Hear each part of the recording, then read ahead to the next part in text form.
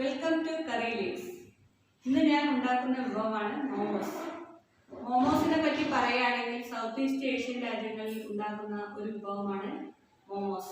മോമോസ് പ്രധാനമായും non veg വിഭവമാണ്, പക്ഷേ ഇപ്പോൾ വെജ് മോമോസും കിട്ടാറുണ്ട്. അപ്പം ഞാൻ ഇന്ന് ഉണ്ടാക്കുന്നത് വെജ് മോമോസ് ആണ്. നമുക്ക് നോക്കാം എങ്ങനെ ഉണ്ടാക്കാമെന്ന്.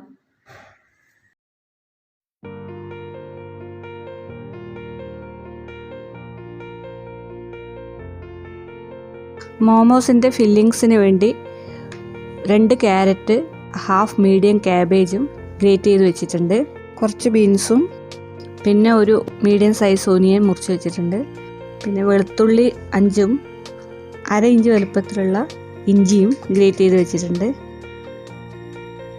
1 ടേബിൾ സ്പൂൺ വെളിച്ചെണ്ണയിലേക്ക് ജിഞ്ചർ ഗാർലിക് പേസ്റ്റ് ഇട്ടിട്ട് വഴറ്റുക. ആ പച്ച സ്മെല്ല് പോകുന്നത് വരെ ഇളക്കുക.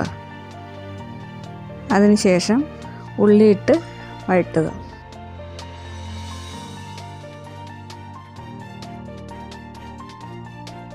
ഉള്ളി ഏകദേശം വഴഞ്ഞിട്ടുണ്ട്. ഇനി ക്യാബേജ് ഇട്ട് ഒന്ന് ഇളക്കാം. ക്യാരറ്റ്, ബീൻസ് ഇട്ട് ഇളക്കാം. വെള്ളം ഒഴിക്കേണ്ട ആവശ്യമില്ല, ക്യാബേജിൻ്റെ വെള്ളം മതിയാകും.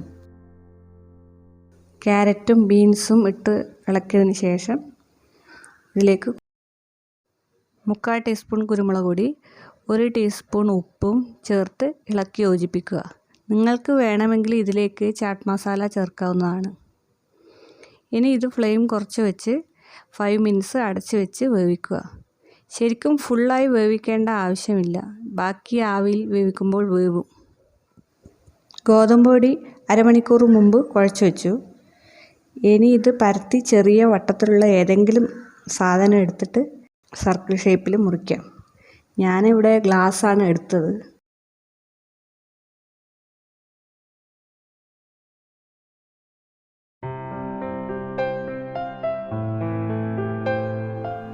ഇനി നമുക്കിതിൽ ഫില്ലിങ് ചെയ്യാം.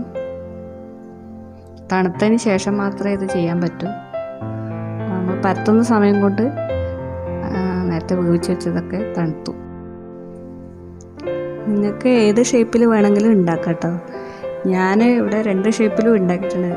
മോദകമൊക്കെ ഉണ്ടാക്കുന്ന ആ ഷേപ്പിലും ഉണ്ടാക്കിയിട്ടുണ്ട്, അല്ലാത്ത സാധാ പോലെ ഉണ്ടാക്കിയിട്ടുണ്ട്.